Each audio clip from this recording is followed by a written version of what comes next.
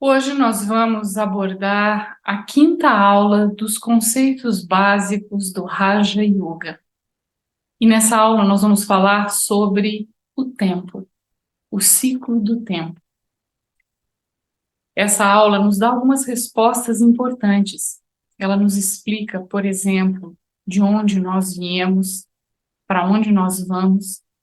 E ela também esclarece alguns aspectos relacionados à eternidade do tempo, à eternidade da alma. Todos nós temos dentro de nós essa experiência da eternidade. Apesar de que a morte seja uma experiência certa para todos nós, ainda assim, o motivo pelo qual a maioria das pessoas se sente desconfortável frente à ideia da morte é justamente porque somos um ser eterno, pensando que vamos deixar de existir em algum momento. E, obviamente, isso gera um desconforto. Porque, na realidade, a morte não é a morte. A alma é eterna. A morte é apenas a morte do corpo. A alma, que é eterna, deixa um corpo de matéria que entra num processo de envelhecimento, de decomposição, e toma um novo corpo para continuar a desempenhar o seu papel eterno. Então, a alma é eterna. O que morre é simplesmente o corpo. O que morre é simplesmente a matéria. E hoje nós vamos entender todo esse processo da eternidade dentro dessa dimensão do tempo.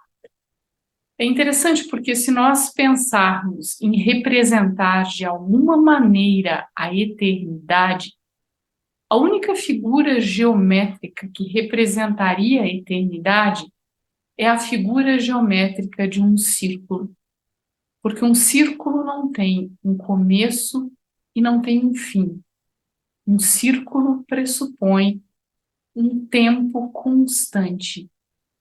Então, quando nós falamos da eternidade do tempo, a melhor forma de representarmos o tempo é através dessa figura geométrica do círculo.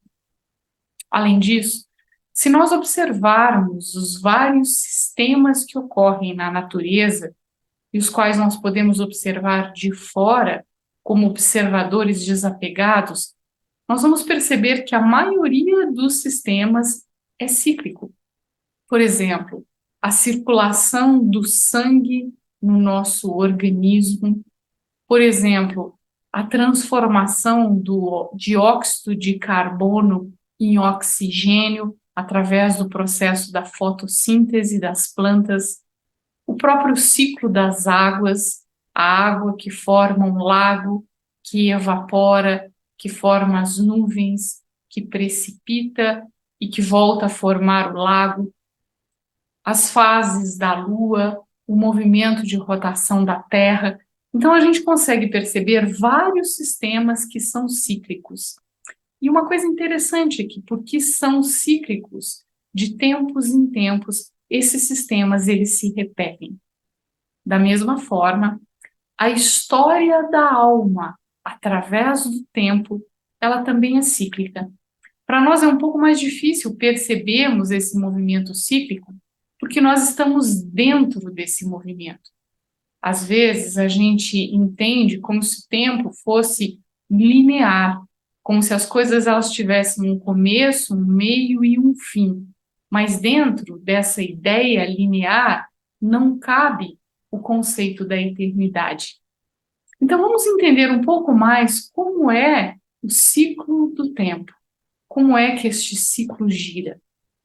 Uma outra coisa muito interessante de nós percebermos é que todos nós buscamos por uma experiência de plenitude. Todos nós buscamos por uma experiência de felicidade, mesmo que a nossa vida seja feliz, mesmo que não nos falte nada, ainda assim a qualidade da felicidade que nós estamos buscando é diferente da qualidade da felicidade que nós temos agora. A gente busca por uma experiência de felicidade que contenha a plenitude, essa felicidade contínua, essa felicidade além dos sentidos. Ninguém busca por alguma coisa que nunca vivenciou, que nunca experimentou. Então, de uma certa forma, a nossa própria busca é um indicativo daquilo que nós já vivenciamos, daquilo que nós já tivemos. E por que eu estou dizendo isso? Porque, na realidade, em algum momento da nossa história, nós entramos no mundo físico, viemos do lar da alma, do mundo incorpóreo. A gente falou sobre isso numa outra aula, essa dimensão além do tempo, além do espaço, aonde a alma reside na sua forma de semente, aonde a alma ela tem a plenitude latente dentro dela, mas ela não tem nenhum tipo de experiência. No mundo incorpóreo, a experiência da alma é como se fosse um estado de adormecimento. E porque, obviamente, nós queremos experimentar todos esses atributos, todas essas qualidades, é que nós entramos no mundo físico, tomamos um corpo físico, começamos a desempenhar o nosso papel eterno, de forma que nós possamos expressar aquelas qualidades que fazem parte da nossa essência. Ninguém tem alguma coisa que não seja útil. Se você tem um carro, por exemplo, você quer usar esse carro. Se você tem uma roupa, você quer usar essa roupa. Da mesma forma, nós temos essas qualidades e queremos experimentar essas qualidades. E é por isso que nós entramos no mundo físico. Mas, no primeiro momento, viemos desse estado de plenitude. Viemos desse estado em que temos todas as qualidades latentes dentro de nós. Viemos desse estado em que nós éramos iguais a Deus. Trazemos toda essa pureza, todo esse amor, toda essa felicidade no seu estado de pureza absoluta, no seu estado de qualidade máxima. E trazemos tudo isso e, portanto, num primeiro momento, a experiência que nós temos através do corpo no mundo físico é uma experiência de plenitude. Nós somos capazes de expressar toda aquela plenitude que estava latente dentro de nós. E a matéria, ela responde ao nível de energia, ao estado da alma. Portanto, se a alma ela vem do mundo incorpóreo plena, essa plenitude é refletida na matéria. E, portanto, a matéria também vive o seu estado de apogeu. Esse primeiro momento da história da humanidade é chamado a Idade do Ouro. Esse período ele é conhecido por diferentes nomes em diversas religiões. Os cristãos, por exemplo, chamam de paraíso, os muçulmanos chamam de Barrist. Na Índia, esse período é conhecido como a Sat Yuga, a Idade da Verdade.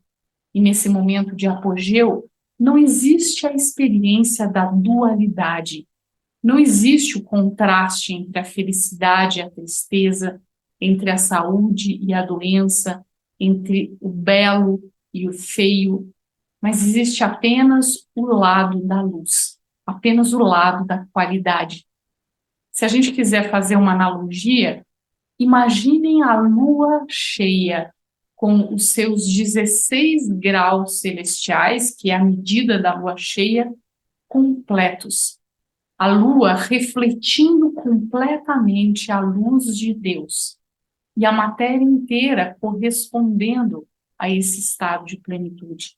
E você vai ter um relance desse primeiro período da história da alma no palco físico, desempenhando o seu papel, que é a Idade do Ouro da humanidade.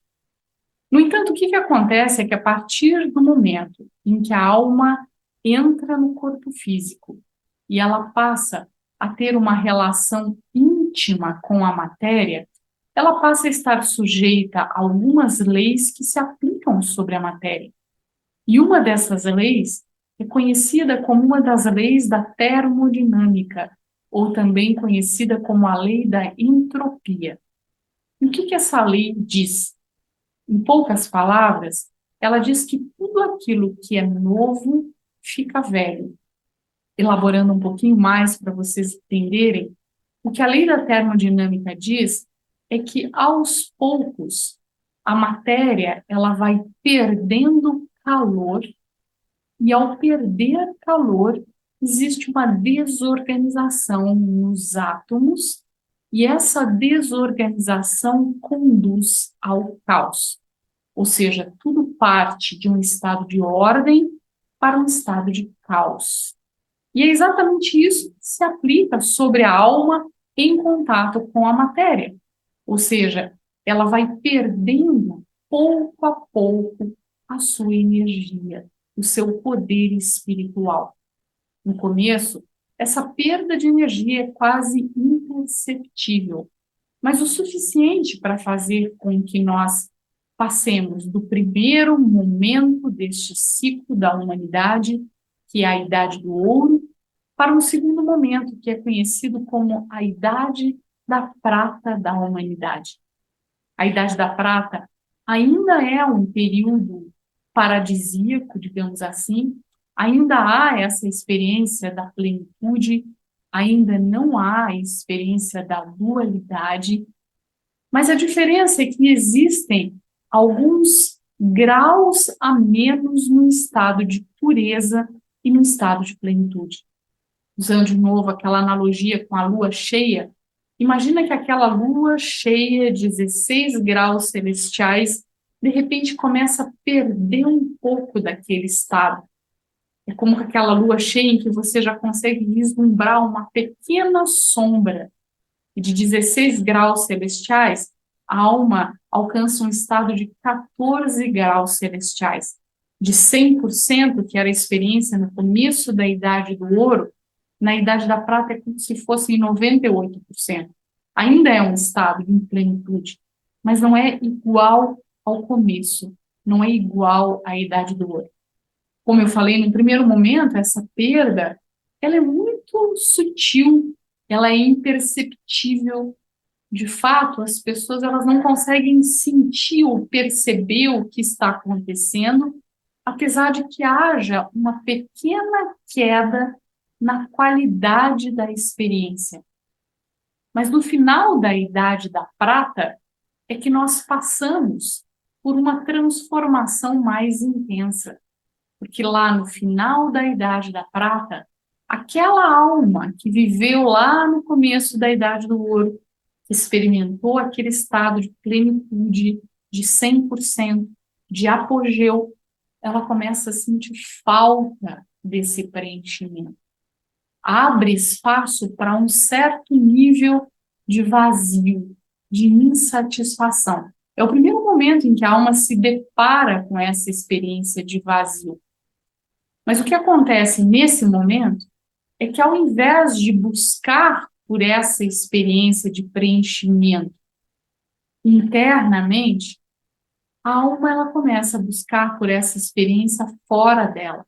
E ela começa a se identificar coisas externas, ela começa a se identificar com a matéria e ela busca na matéria e nas experiências externas aquele preenchimento que ela perdeu, ou aquela sensação, ou aquela experiência que ela perdeu.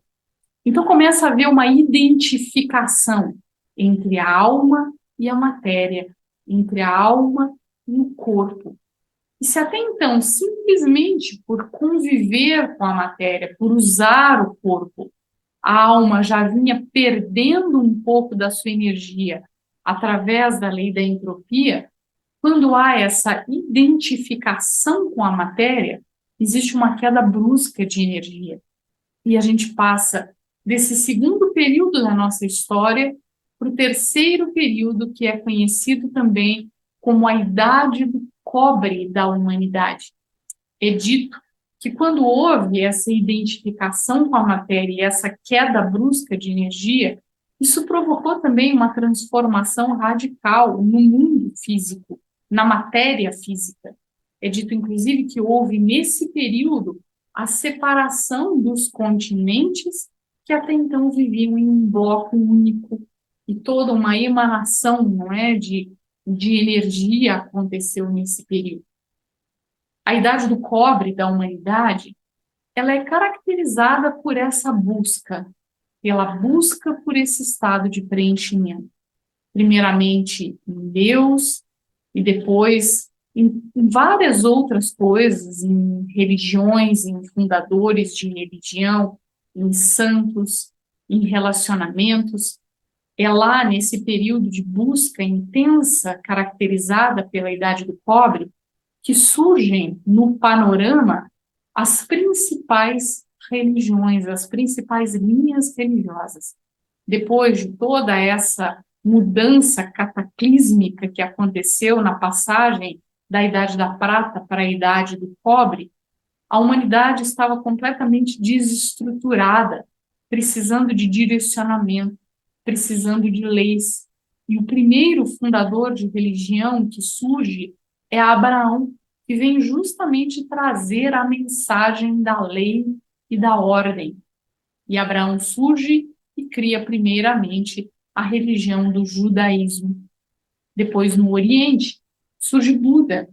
E Buda vem trazer uma mensagem de equilíbrio, uma mensagem do caminho do meio, nem demais pelo lado da lei e nem demais pelo lado do prazer, mas um caminho de equilíbrio, um caminho do meio.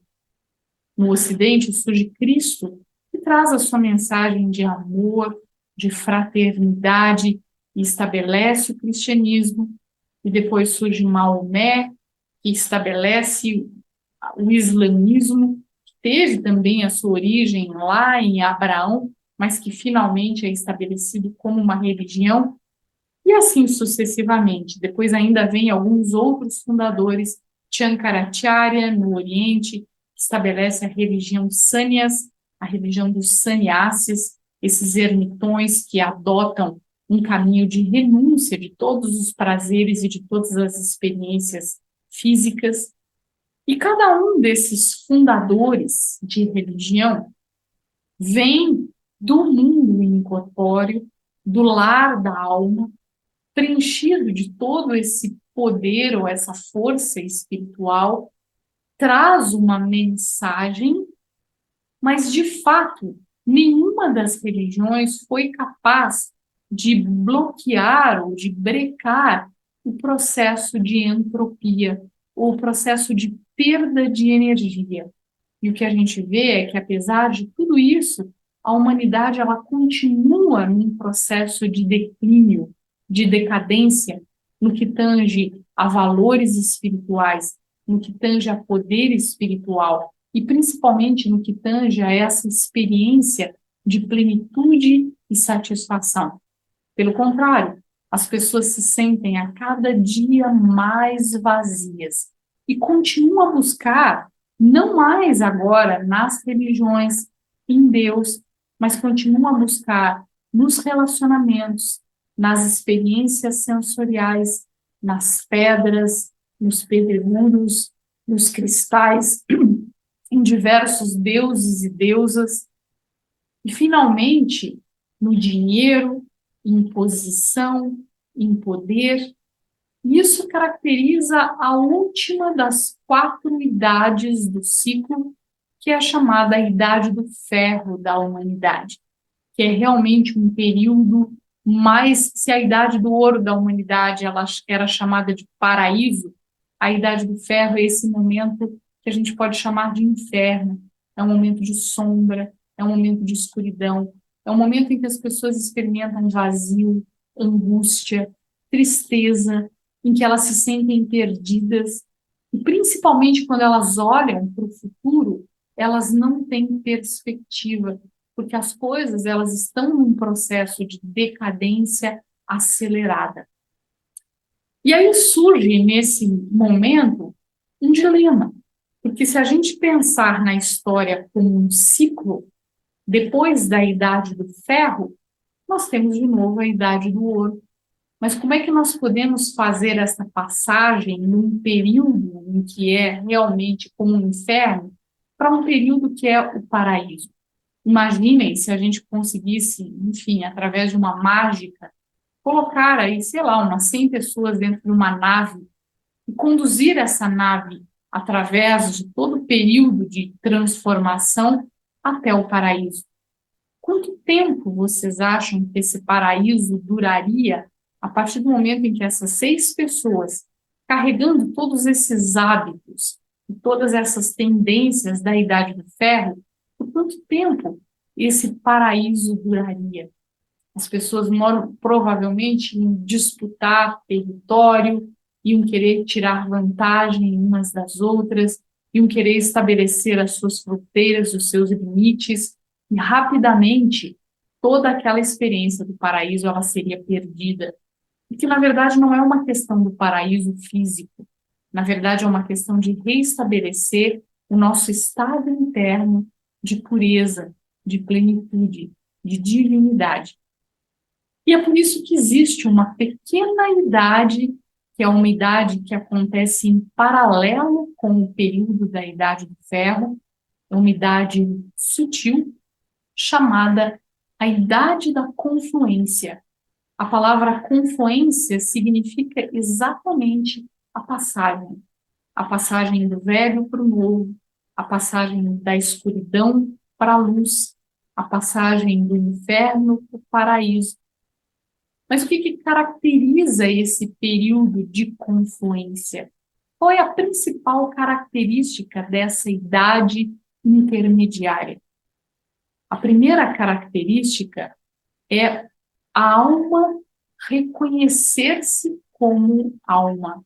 Ou seja, eu passo a ter uma vez mais o reconhecimento da minha identidade espiritual, de ser um ser de energia, de ser um ser eterno, de ser um ser pleno de qualidades da minha essência.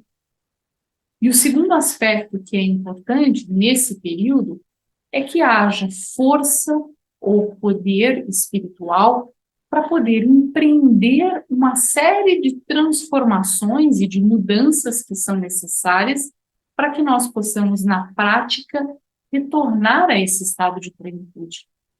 E esses dois aspectos, conhecimento e poder espiritual, são o papel de Deus. Deus, a gente já teve uma aula inteira sobre Deus, mas ele é conhecido como o ser supremo, aquele ser que nunca perde o seu estado de plenitude, aquele ser que nunca entra nesse processo da entropia. E por que isso? Porque na realidade ele nunca entra no ciclo. Deus, como alma, ele não necessita da experiência através da matéria. E porque ele permanece o tempo todo fora do ciclo de nascimentos e renascimentos, ele é capaz de manter o seu estado de constância. Ele é capaz de ser eternamente essa referência. Ele nunca se confunde com a matéria. Ele nunca perde a sua clareza. Ele nunca perde o seu poder. E na idade da confluência, Deus, ele age, ele tem um papel para desempenhar. Um papel para desempenhar na forma do professor, daquele que dá o conhecimento, na forma do pai, daquele que dá para a alma de volta a sua identidade, na forma do guru, o guia que mostra o caminho de volta ao lar, de volta a essa experiência da plenitude, além da matéria física. Ele é aquele que dá o poder necessário para que a alma ela consiga fazer a transformação que ela quer fazer. Ou seja, colocar na prática todos esses aspectos do autoconhecimento sem ser sabotada pelos seus hábitos, pelas suas tendências, pela sua personalidade.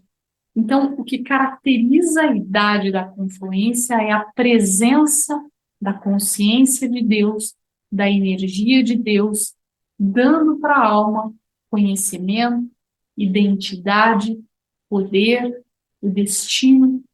E através disso, nós somos capazes de recuperar o nosso estado de plenitude, e aí essa mudança ela acontece como aconteceu lá no final da Idade da Prata, uma vez que a alma se confunde com a matéria, existe uma queda brusca de energia, da mesma forma, no final do ciclo, uma vez que a alma recupere a sua pureza, o seu estado de pureza original, essa pureza, ou esse processo de purificação, ele também tem um impacto na matéria. E não há dúvida de que uma transformação física muito intensa vai acontecer e precisa acontecer para que a gente possa viver uma vez mais a idade do ouro da humanidade. Mas o que o entendimento do ciclo nos dá é perspectiva. A gente sabe que o mundo jamais será destruído, jamais será aniquilado. A gente sabe que existe um processo de continuidade. Afinal de contas, assim como a alma é eterna, a expressão da alma, o drama da vida, como nós chamamos, numa analogia da vida como uma peça de teatro, na qual a alma desempenha o seu papel através do corpo, esse drama da vida, ele também é eterno. Então, esse período que nós estamos vivendo agora é justamente esse período em que, por um lado, a gente vê a intensificação de um processo de decadência da Idade do Ferro, através das guerras, através da degradação ambiental, através de doenças e vírus que surgem, através de insegurança do ponto de vista econômico. Se a gente olhar no mundo de hoje, quantos conflitos existem, quantas pessoas passando fome existem, quantas pessoas que não têm acesso a aspectos básicos da existência, não têm acesso à saúde, não têm acesso à educação, não têm acesso à alimentação, não têm acesso ao abrigo. Então, por um lado, a gente está vendo isso tudo acontecendo, e por outro lado, é esse tempo de confluência, esse tempo de transformação, em que nós temos que ter essa sutileza para podermos não apenas reconhecer a presença de Deus, mas tomarmos benefício disso. E dessa forma fazermos em nós a mudança necessária para que uma vez mais a gente volte para o nosso estado de plenitude e para que nós possamos uma vez mais viver esse tempo do apogeu. Então, conhecimento do ciclo do tempo, ele nos diz que depois da tempestade virá a bonança, e depois da idade do ferro virá a idade do ouro, e depois do inferno virá a experiência do paraíso uma vez mais. Basta a gente fazer esse processo de transformação interna que é necessário e entendermos que toda essa mudança que está para acontecer, na verdade, ela é necessária. Ela é uma mudança benevolente, porque ela vai capacitar o novo a ser reestabelecido. Então, o ciclo ele nos mostra, não é, que esse processo ele se repete. É muito profundo, é muito interessante. Às vezes a gente pode ter um pouco de dificuldade, porque o nosso raciocínio ocidental, principalmente aqui no Ocidente, a gente está muito acostumado a pensar no tempo como uma linha reta, em que as coisas começam e em que as coisas terminam. Por mais que essa ideia, como eu falava no início, do término, do fim do mundo, né, sei lá, da aniquilação da humanidade, por mais que isso nos traga desconforto. E o motivo principal que nos traz desconforto é porque, de fato, as coisas não são assim. É porque, de fato, nunca existe uma aniquilação da humanidade. Pelo contrário, o que existe é uma continuidade. Sim, dentro dessa continuidade existem aspectos de transformação e mudança interna e externa que são necessários e que quer a gente queira, quer não, já estão acontecendo. Então, o entendimento do ciclo também nos ajuda a tomar benefício desse entendimento e ativamente procurarmos usufruir desse tempo de transformação que nos é oferecido da idade da confluência para voltarmos para o nosso estado original, para o nosso estado pleno, e dessa forma vivenciarmos um futuro que com certeza será divino, será brilhante. Eu espero que tenha esclarecido esses aspectos. Na próxima aula, a gente vai fazer uma outra analogia. A gente vai entender essa mesma história do ciclo com uma metáfora, que é uma metáfora de uma árvore, da árvore genealógica da humanidade, onde Deus, ele é a semente. Então, não perca a próxima aula da árvore da humanidade, em que você vai ter uma nova chance de revisar alguns desses conceitos do ciclo do tempo e entender talvez um pouco melhor. Até lá, se você tiver dúvidas, não deixe de compartilhar aí nos comentários. E se você achou a aula interessante, não deixe de se inscrever no canal e também compartilhar essa aula com outras pessoas que possam tomar benefício desses aspectos que são básicos para a prática do Raja Yoga. Porque quando a gente pratica a meditação Raja Yoga, nós nos conectamos uma vez mais exatamente com esse estado pleno, com esse estado divino que está lá, que reside dentro de nós, mas que ficou adormecido, que ficou esquecido. Então, um dos objetivos do Raja Yoga, o Raja Yoga é um dos métodos para despertar esse ser divino que eu sou e experimentar essas qualidades divinas uma vez mais na minha vida.